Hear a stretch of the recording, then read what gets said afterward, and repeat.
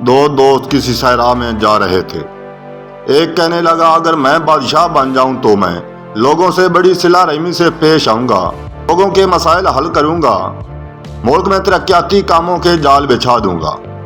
دوسرا بولا اگر میں بادشاہ بن گیا تو میں لوگوں کا جینا حرام کر دوں گا، ظلم و ستم کی انتہا کر دوں گا۔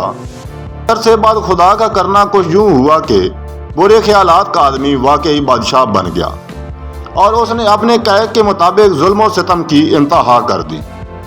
ملک میں غنڈہ راج چلنے لگا، نہ کسی کی عزت محفوظ تھی نہ ہی دولت۔ غربت اپنی انتہا کو چھو رہی تھی اور بادشاہ سلامت ان سارے حالات سے لطف اندوز ہو رہے تھے۔ ایک عرصے کے بعد بادشاہ کا وہی پرانا دوست اس کے پاس آیا اور سمجھانے لگا کہ کچھ خدا کا خوف کرو اور ان لوگوں پر رحم کرو، جس کے جواب میں بادشاہ کہنے لگا کہ یہ قوم ہے ہی اسی قابل اور خدا بھی یہی چاہتا ہے۔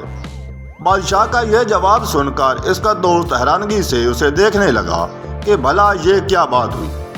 دوست کی حیرانگی دیکھ کر بادشاہ کہنے لگا کہ تم اور میں نے صحرا میں اکٹھی دعا مانگی تھی، اگر یہ قوم اس قابل ہوتی تو اللہ تعالیٰ تمہیں ان کا بادشاہ بنا دیتا۔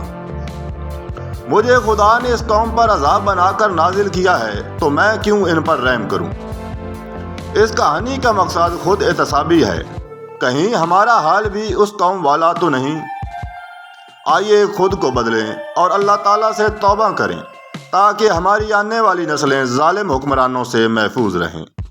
اس کے ساتھ ہی اجازت دیجیے، والسلام۔